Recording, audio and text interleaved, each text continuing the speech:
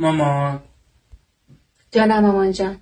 یه راهکار بهم آموزش بده که کاری کنه اسیر افکارم نشم، بتونم مدیریتشون کنم. با تو هم هستم دوست قشنگم. پس تا آخر این ویدیو همراه من باش.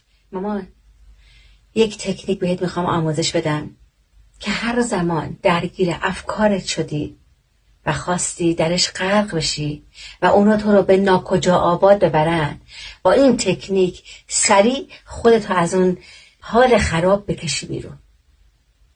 ببین، پرنده های غم همیشه در حال پرواز هستند روی سر ما.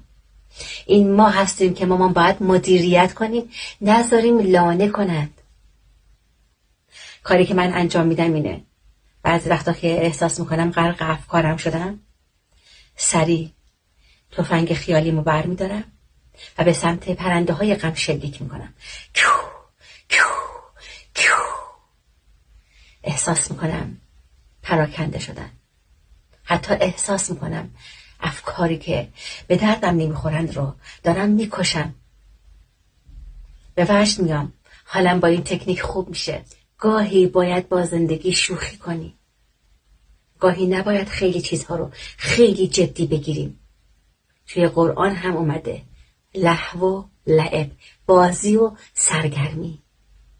نیازی نیست که اینقدر خودم رو درگیر کنم با این تکنیک های ریز که خیلی ساده و پیش پا افتاده هستند.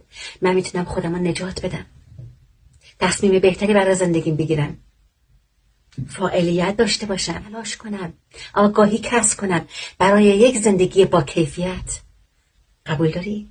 قربونت برم من. عزیزمی مادر، من قربون خدا برم که تو رو برای من آفرید. نظرتو برام کامنت کن و این ویدیو رو بفرست برای دوستان و عزیزانت، بذار اونها هم بهره ببرن. بوس بکن.